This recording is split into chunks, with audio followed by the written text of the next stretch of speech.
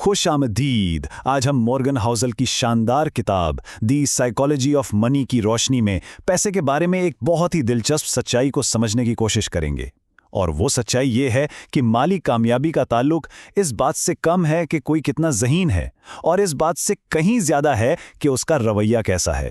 یہ ایک ایسا آئیڈیا ہے جو دولت کے بارے میں ہمارے پورے نظریے کو بدل کر رکھ سکتا ہے۔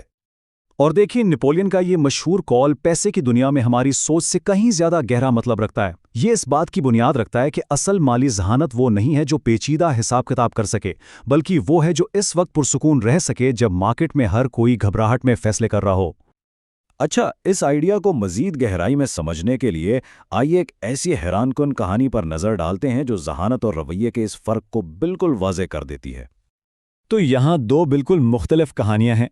ایک طرف تو ایک انتہائی ذہین کامیاب ٹیک ایگزیکٹو ہے جو اپنی کامیابی کے نشے میں سب کچھ گوا بیٹھا، اور دوسری طرف رونلڈ ریڈ، ایک عام سا چوکیدار جس نے ساری زندگی خاموشی سے تھوڑی تھوڑی بچت کی، اسے سمجھداری سے انویسٹ کیا اور مرتے وقت $8 ملین سے زیادہ کی دولت چھوڑی۔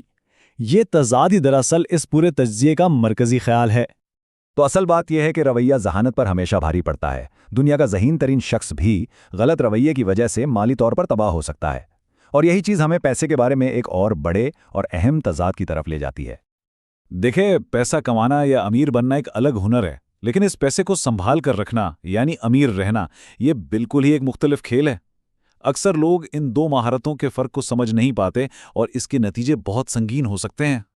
یوں سمجھیں کہ دولت مند بننے کے لیے آپ کو جارحانہ کھیل کھیلنا پڑتا ہے، رسک لینا پڑتا ہے، بہت زیادہ پر امید رہنا پڑتا ہے، لیکن دولت مند رہنے کے لیے آپ کو دفاعی کھیل کھیلنا پڑتا ہے، یعنی عاجزی، احتیاط اور ہر وقت یہ سوچنا کہ جو کچھ کمایا ہے وہ ایک غلطی سے جا بھی سکتا ہے۔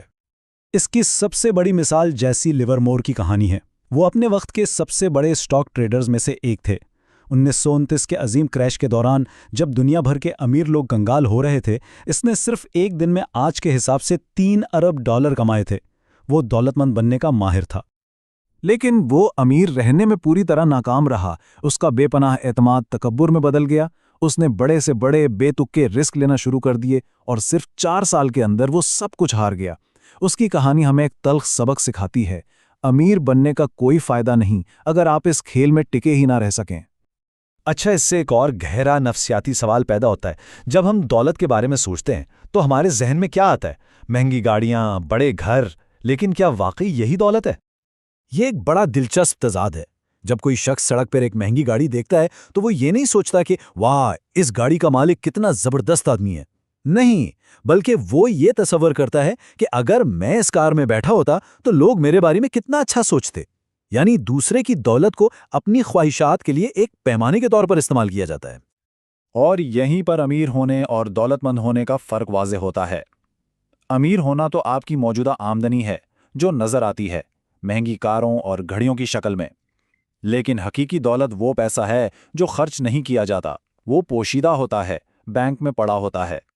تو اصل دولت وہ مالی ایسیٹس ہیں جنہیں ابھی تک نظر آنے والی چیزوں میں تبدیل نہیں کیا گیا ہے۔ یہی دولت مستقبل میں آپ کو مواقع، آزادی اور ترقی کا راستہ دیتی ہے۔ یہ وہ طاقت ہے جو اکثر دوسروں کو نظر نہیں آتی۔ تو سوال یہ ہے کہ اگر دولت صرف چیزیں جمع کرنے کے لیے نہیں ہے تو پھر اس کا اصل حقیقی مقصد کیا ہے؟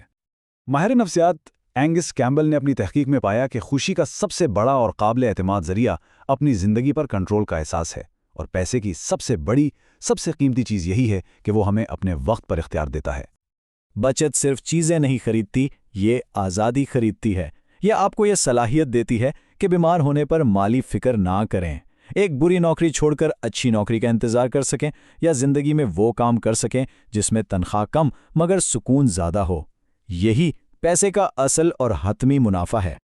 تو اگر پیسے کا اصل مقصد آزادی حاصل کرنا ہے تو اس مقصد تک پہنچنے کے لیے بہترین حکمت عملی کیا ہونی چاہیے؟ اس کا جواب عقلی یعنی ریشنل ہونے کے بجائے معقول یعنی ریزنیبل ہونے میں چھپا ہے۔ دیکھیں، فنانس کو اکثر ریاضی کی طرح پڑھایا جاتا ہے، لیکن حقیقی زندگی میں ہم انسان ہیں، روبوٹ نہیں۔ ایک عقلی سرمایہ کار ہمیشہ وہ حکمت عملی ڈھونڈے گا جو کاغذ پر بہترین نظر آئے، لیکن ایک معقول سرمایہ کار وہ حکمت عملی اپنائے گا جس کے ساتھ وہ ذہنی طور پر پرسکون رہ سکے، جس پر وہ لمبے عرصے تک قائم رہ سکے۔ اور آخر میں سب سے اہم بات یہی ہے، ایک ایسی حکمت عملی جو بہت اچھی ہو اور جس پر آپ قائم رہ سکیں، وہ اس کامل حکمت عملی سے 1000 گنا بہتر ہے جسے آپ پہلی مشکل میں ہی چھوڑ دیں۔ طویل مدتی کامیابی کے لیے پائیداری ہی سب کچھ ہے۔ تو یہ تمام باتیں ہمیں ایک بنیادی سوال پر لا کر چھوڑ دیتی ہیں، کوئی شخص کون سا مالی کھیل کھیل رہا ہے؟